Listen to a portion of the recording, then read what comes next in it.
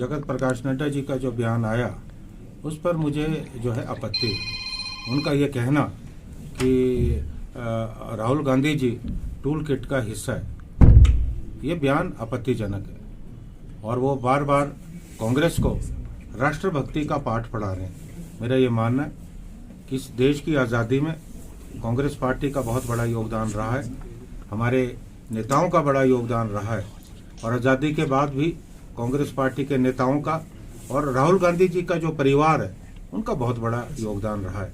इस देश की एकता और अखंडता के लिए श्री राहुल गांधी जी की दादी श्रीमती इंदिरा गांधी जी ने अपना बलिदान दिया, उसी तरह से उनके पिता श्री राजीव गांधी ने भी इस देश की एकता और अखंडता, इस देश की प्रभुसत्ता को कायम रखने के लिए अपने प्राणों की आहुति दी। तो बलिदानों की बात भारतीय जनता पार्टी ना करे।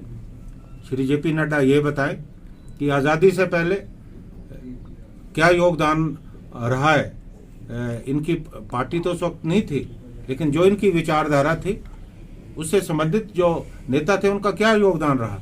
और आज़ादी के बाद अगर भारतीय जनता पार्टी के किसी नेता ने इस देश के लिए एक खून का कतरा भी बहाया हो तो जेपी नड्डा जी बताएं। इस तरह की बयानबाजी बंद करें।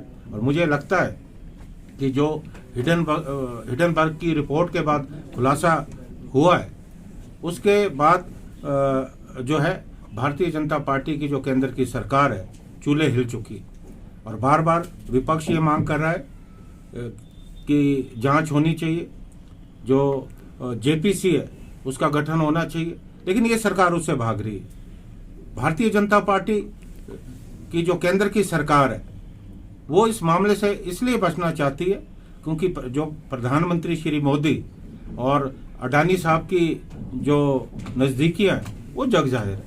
मुझे लगता है कि जिस तरह से राहुल गांधी जी को संसद में बोलने से रोका जा रहा है, क्योंकि वो बार बार कह रहे हैं, वो पिछले कल स्पीकर से भी उन्होंने कहा कि जो भी आरोप भारतीय जनता पार्टी के नेता लगा रहे हैं मैं स्पष्टीकरण देना चाहता हूं, लेकिन उन्हें स्पष्टीकरण देने से रोका जा रहा है।